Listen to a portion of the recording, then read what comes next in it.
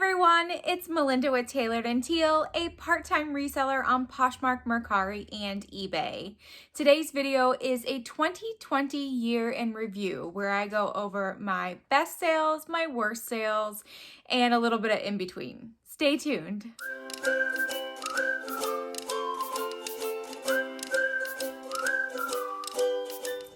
If you've been watching my videos for a while, you know that I enjoy doing what sold videos so that I can see where I'm at for the month in terms of my numbers. Well, I decided to do the same thing for the year of 2020. And as a disclaimer, I am filming this on December 31st, 2020, New Year's Eve. So any sales that happen after this video will not be included in these numbers. But I'm going to go over some dollar amounts, some items sold, and let's get into the nitty-gritty. So before I go through each individual platform, I do want to give you an idea of how much I sourced this year. So I spent $4,925.13 in inventory. I went to 20 thrift stores, most of them being in January through mid-March, and then I had to switch to online sourcing mostly. I did go to 2 retail stores. Well, I went to 1 retail store, a Marshall's, and I also shopped on a retail site, Anthropologie. They were doing a big clearance sale, so I shopped on there once.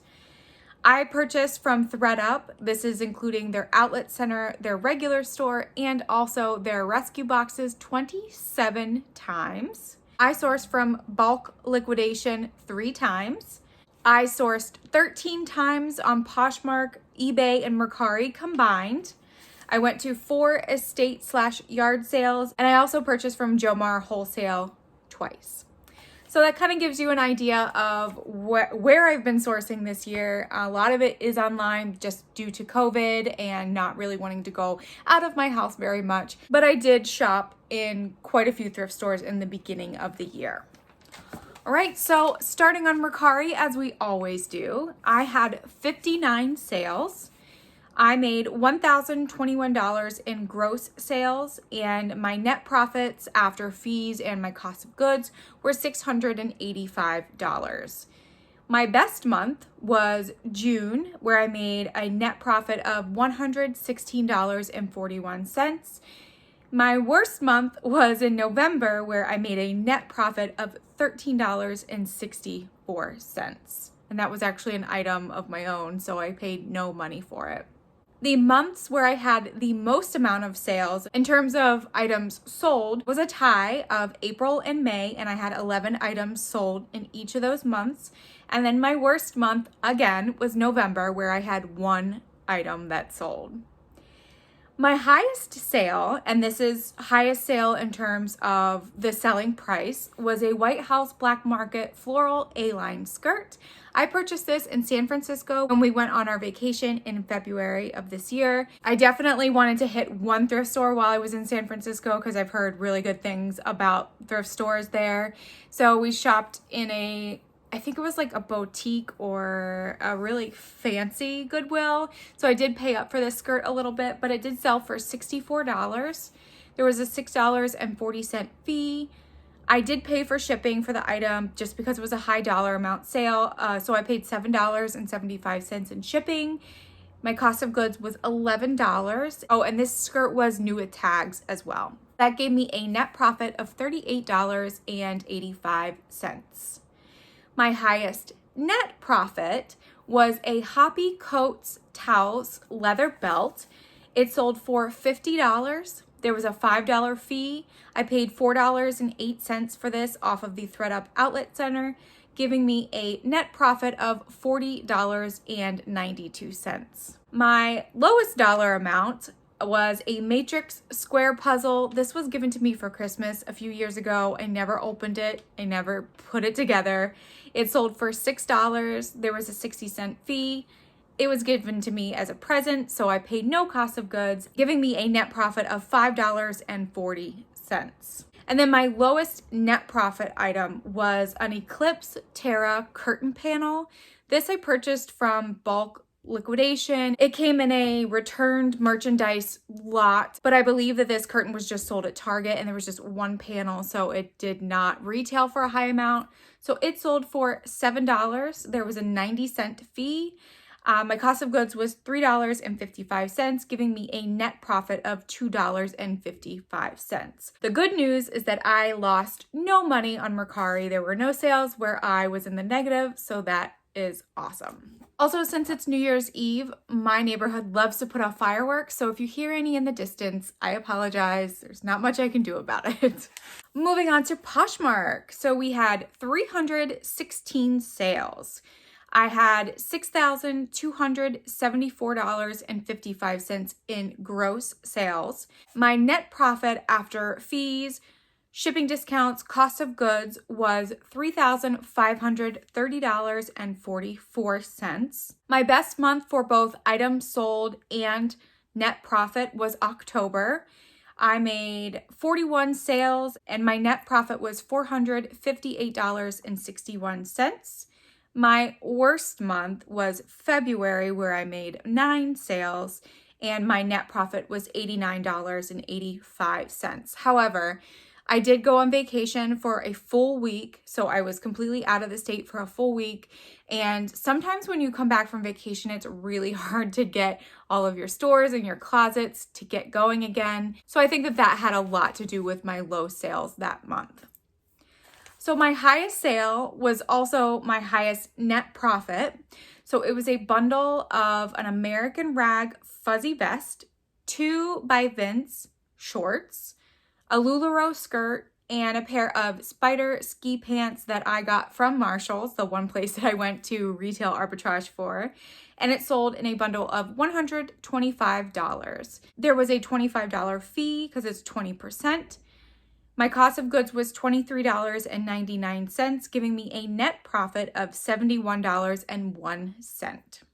My lowest dollar amount sale was a package of Me bath bombs that I got in a bulk liquidation lot of health and beauty, which I will not do again unless it's like high dollar amount items and not just little mascaras and things like that. It sold for $5. There was a $2.95 fee.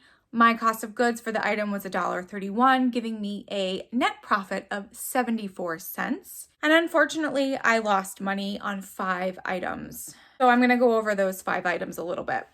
The first one was a boutique floral bell sleeve top. I purchased a pack of 3 of these tops from Poshmark's wholesale market, which I honestly do not recommend.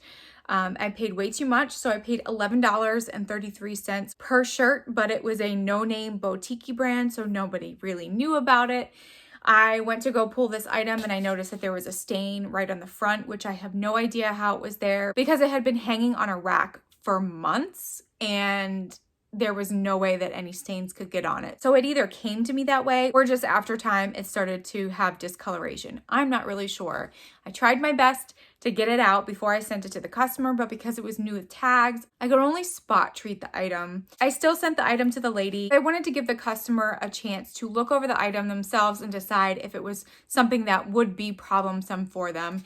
So I told her if she was unhappy to open a case, which she did, and I told Poshmark to just refund her the money, and she said she was going to donate it to a women's shelter. So I felt good about that, even though I lost money. The second item was a Celsius premium faux leather jacket that I got from ThredUp's outlet center. It was in great shape when I sent it to the customer, but because it's faux leather, some of that deteriorates after a while. And this jacket did not hold up within shipping. Poshmark approved the return. I got it back, but I threw it away because I could not salvage it or do anything with it. So I lost $5.66 on that sale. The third item was a Fabletics pink knotted top, and I lost $1.68 off of it because it was a bad buy to begin with. The fourth item I lost money on was a number 918 Allison floral lace curtain panel. This came from the same bulk liquidation lot of uninspected returns. It did not retail for much anyway, so I lost 50 cents. And then the last item, which actually just sold yesterday, was a PAK or PAC gray wool long jacket. This came in a Jomar vintage sweater weather lot. The outside was great, but the inside had some issues. There were water stains, rips in the lining. It was kind of nasty. It did sell for a low dollar amount. I gave the customer a shipping discount. Therefore, I lost 43 cents off of this item. Moving on to eBay. where I had 601 sales. One thing I want to say about eBay before I get into my gross and net sales, the way I do my bookkeeping, at least in 2020, which I'm going to change for 2021, is I include what the customer paid for the item total. So that includes the sale price and the shipping amount. And then I will do my eBay fees and what I paid for shipping in different columns. So what I did was took what the customer paid and I minus out what I paid for shipping. So that kind of gives me a gross profit, although I have made some money off of the shipping because I get a discount through eBay. So just for the purpose of this video, we're going to say that my gross sales were $10,558.50. And my net profit after fees, cost of goods, and any free shipping that I did was $6,892.63.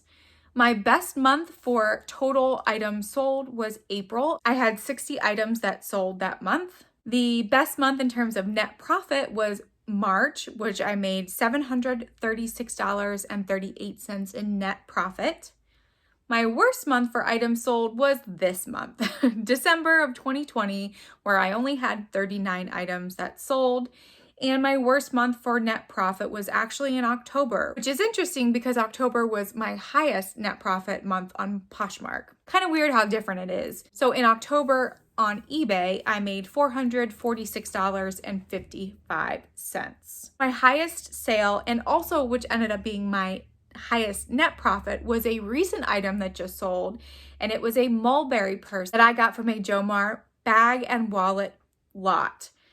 The customer paid $200.90. That was shipping and the cost of the item. There was a $24.93 fee. Shipping cost me $8.80. My cost of goods was $4.59, giving me a net profit of $162.58. And this is my highest selling item I've ever had in my reselling career. Very thankful for that mulberry purse. When I pulled it out of the box, I actually didn't think that it was that expensive. It retailed for about $700 to $800. So very exciting. And then my lowest sale was a DVD from my own collection. It sold for $4.50. It was the prize winner of Defiance, Ohio.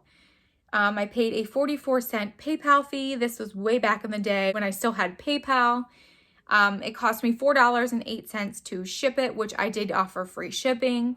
The eBay fee was $2.22, giving me a net profit of 72 cents. And unfortunately, I lost money on 11 items. Total profit lost was $21.47. I'm not going to go over each and every item that I lost money on, but I will say there was one that I put up for auction on accident, which is easy to do.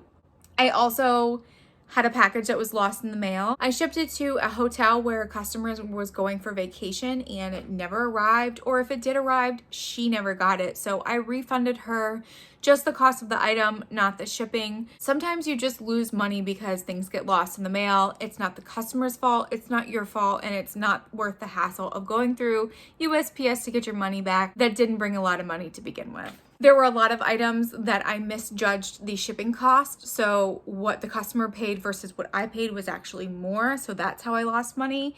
And then there was one item that I offered free shipping.